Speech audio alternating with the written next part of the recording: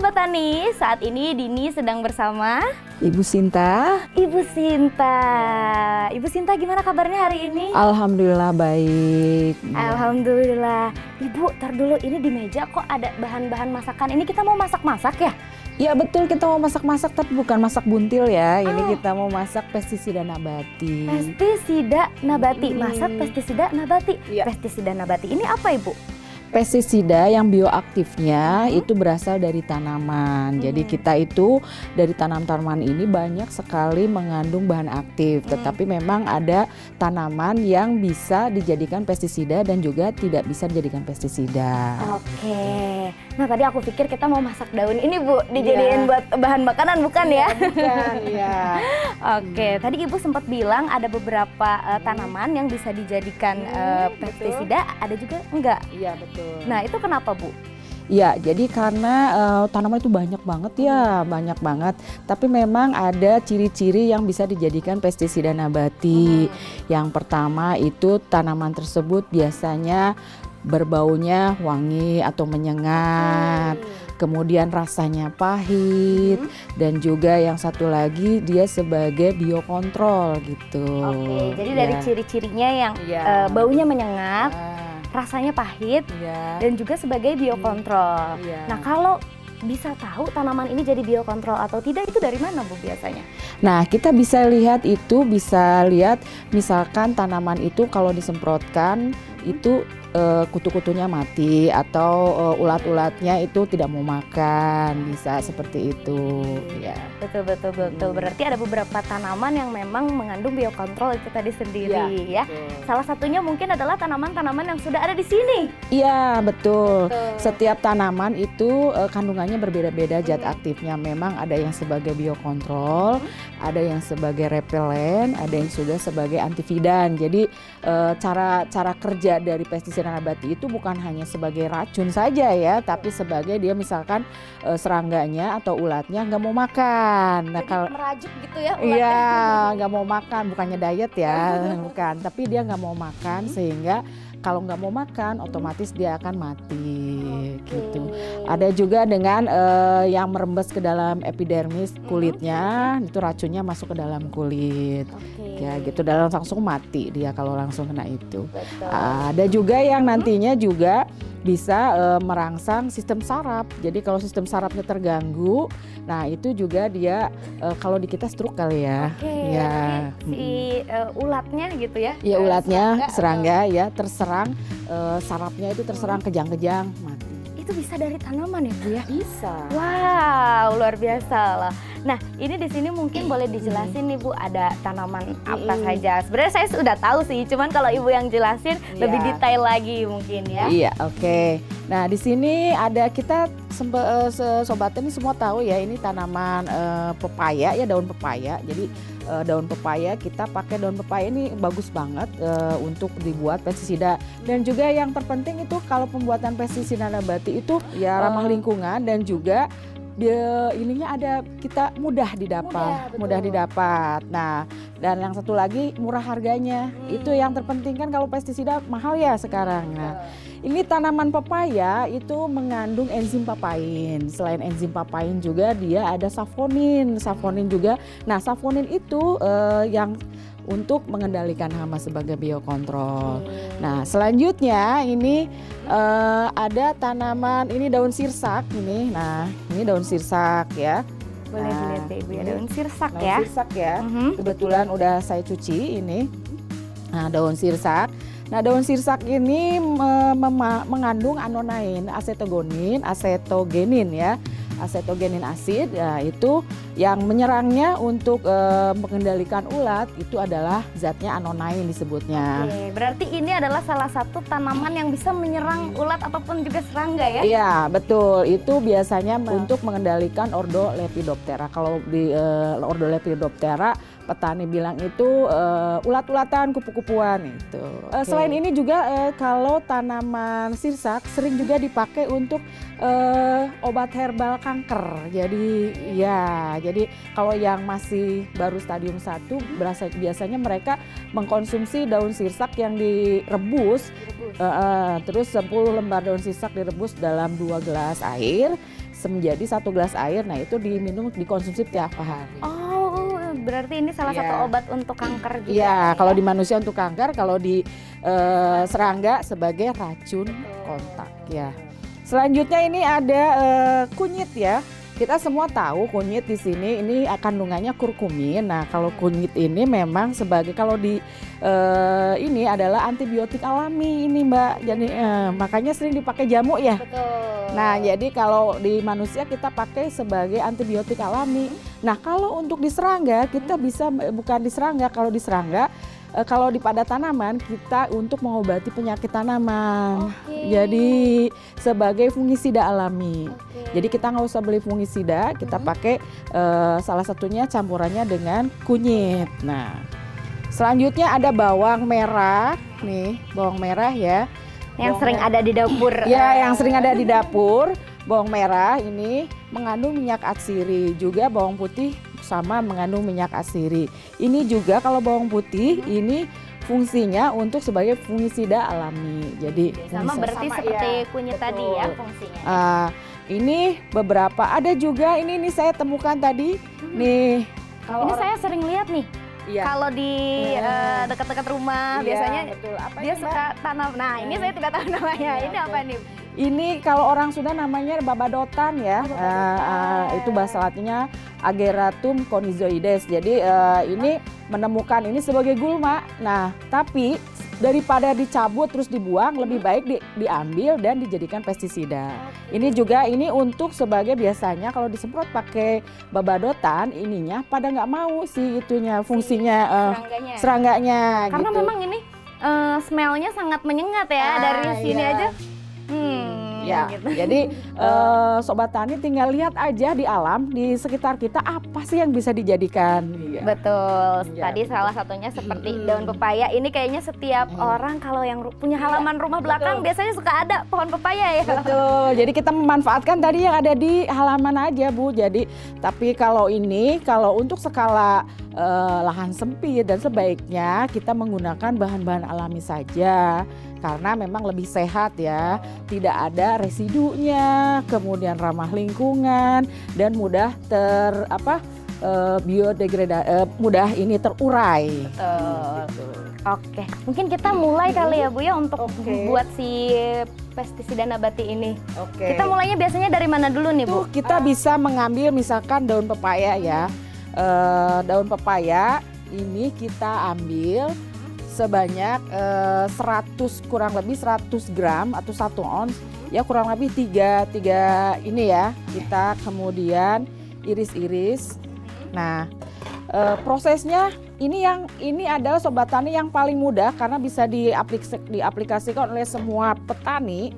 Nah jadi kita caranya ya ini kita potong-potong. Kalau bagusnya sih lebih bagus lagi Sobat Tani kalau kita ditumbuk ya. Kalau di lapangan kan kita susah nih bawa-bawa beginian. Nah, kita manfaatkan yang ada aja, kita tumbuk. Berdasarkan penelitian kalau yang ditumbuk itu lebih bagus daripada yang di blender gitu. Karena minyak zat aktifnya itu lebih keluar daripada yang di blender. Justru malah lebih bagus kalau ditumbuk. Tumbuk iya. Kalau mau dicampur boleh, tetapi sebaiknya jangan lebih dari 3 bahan aktif. Kalau terlalu banyak nanti malah jadi nggak berfungsi malah ya. Nanti tabrakan gitu. Itu nanti justru malah saling melemahkan gitu. Oke, jadi berarti ini tunggal juga nih ya untuk si daun pepaya ini sendiri ya. Ini air, butuh air. Iya, butuh air. Jadi kayak mau masak, kayak mau bikin jus ya Bu ya. Ini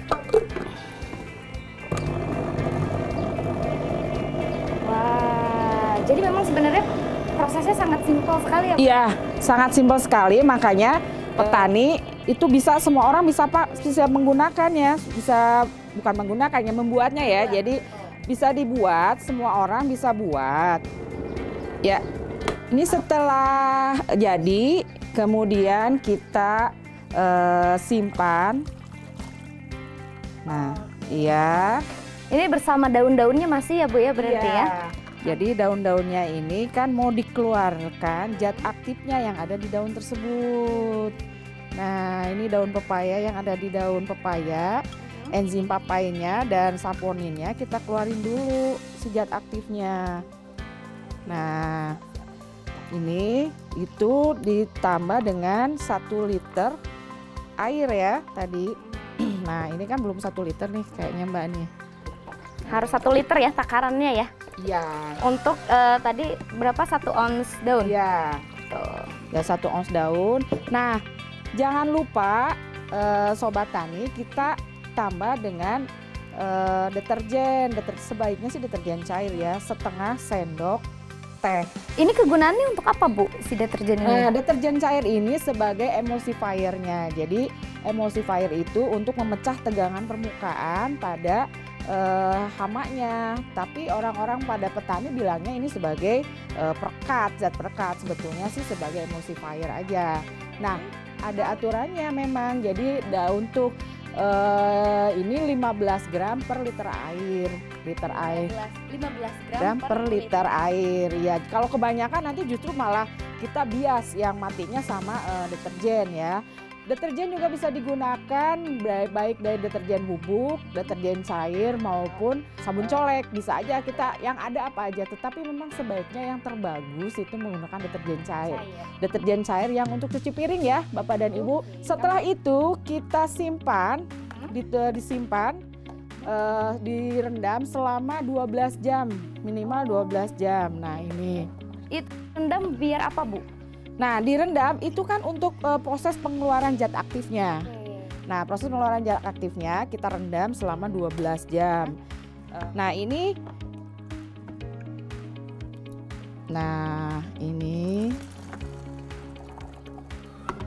setelah dimasukkan ke dalam botol baru didiamkan dulu selama 12 jam. Minimal 12 jam atau sehari semalam juga bisa ya. Nah, setelah itu baru bisa digunakan. Ya, baru besoknya kita saring dan gunakan. Atau kalau misalkan ini Sobat Tani, kita bisa disimpan di ember atau wadah, yang penting tertutup. Setelah itu kita tutup nih, atau misalkan di sini ya. Nah, kita tutup. Nah, itu tutup. Nah, untuk kalau ini kan agak susah nih masuk ininya ya. Daun-daunnya agak susah masuk. Nah, sebaiknya memang atau kita ini kan supaya keluar, zat aktifnya keluar. Nah, setelah ini hampir sama dengan, nah kalau udah jadi besok itu jadi warnanya sama seperti itu, cuman memang agak lebih pekat sedikit. Ya. Nah, itu kalau sudah jadi, nah ini 1 liter ini untuk 1 tangki 15 liter air. Jadi nanti kita campurkan lagi dengan 1 tangki itu. 1 semprot itu kan. Nah, itu kita campur untuk 1 liter ini 1 semprot. Nah, pestisida nabati ini sebetulnya bukan hanya bisa dipotong-potong, di blender, ditumbuk, bisa juga dipakai perebusan. Jadi direbus. Direbus, kemudian kita saring. Nah, dicampur dengan deterjen cair biasa. Nah, kemudian kita baru aplikasikan. Nah, kalau untuk yang tadi kan Ibu juga sempat bilang tidak hanya tunggal, kita juga bisa mencampur beberapa bahan tanaman yang ada di sini. Betul, bisa. Ini kita bisa buat juga sekarang. Kita sekarang dari daun sirsak ya. Nah, daun sirsak biasanya untuk kutu-kutuan kurang lebih 50 sampai 100 lembar daun sirsak. Jadi kita cari 100 lembar. Jangan lupa ya Bapak Sobat Tani ini dicuci dulu ya. Kalau mau ini jangan nggak dicuci. Kalau nggak dicuci kan suka ada putih-putihnya, suka ada hitam-hitamnya. Nah, itu berpengaruh berarti ya? Ya, kalau nanti ada yang hitam-hitam itu kan spora dari penyakit tanaman nih. Nah, kalau yang hitam-hitam itu kita ini takutnya ini nanti terkontaminasi. Jadi lebih baik dicuci aja. Kalau yang jelek buang aja, ganti yang lain. Berarti tetap harus dipilih dulu ya bahan-bahannya ya. Kita pilih ya, tapi kalau yang jelek banget mah jangan lah Mbak, kan banyak ya. Daun sirsak ini biasanya dicampurnya sama apa Bu? Nah, dicampur dengan kita sekarang mau buat pestisida nabati yang bisa mengusir hama dan juga sebagai fungisida. Makanya kita ambil bahan-bahan yang bisa sebagai pestisida nabati, bisa untuk hama dan juga bisa untuk penyakit tanaman. Setelah daun sirsaknya dipotong, kita mencari karena kita tadi tujuannya sebagai pengendali hama dan juga sekarang untuk fungisida, maka kita ambil bahan-bahan yang sebagai fungisida. Salah satunya adalah kunyit. Ini kunyit itu kandungannya adalah mengandung zat kurkumin ya di sini. Kita potong. Satu lagi di sini kita akan menggunakan bawang putih. Nah, di sini Sobat Tani sebetulnya ada juga bawang merah. Bawang merah berdasarkan penelitian bisa juga kulitnya. Jadi nanti kalau ibu-ibu masak kulitnya itu jangan dibuang gitu. Nah, kulitnya bisa digunakan sebagai pestisida nabati. Nah, kalau bawangnya kan bisa dipakai untuk masak. Nah, jadi kita juga sebagai ramah lingkungan juga zero waste ya. Nah, ini juga. Nah, ini nggak usah kalau pestisida nabati nggak usah di kupas-kupas, iya, karena memang kulitnya juga bisa kita gunakan sebagai pestisida nabati. Beda, kalau untuk bawang putih itu sebagai untuk fungisida alami ya, kan kalau bawang merah itu lebih ke sebagai pestisida nabatinya untuk hamanya. Oke, ya saya kira segini cukup ya. Kita blender lagi nih, Bang. Iya, blender lagi. Campur air dulu. Iya, campur air dulu. Kalau nggak, takarannya berapa nih biasanya airnya? Ya secukupnya aja dulu, tapi nanti jumlah keseluruhannya harus 1 liter. Wah, ini sebenarnya bahan-bahan yang memang selalu ada di rumah masing-masing kayaknya nih ya. Nah, oke, ini sudah selesai. Kita ambil. Nah, kita taruh di wadah. Sebaiknya yang lebih lembut lagi ya. Ini semakin kecil luas penampang ininya, artinya semakin lembut lah ya. Itu semakin cepat keluar bahan aktifnya. Oke, ini dicampur lagi dengan deterjen berarti ya? Deterjen.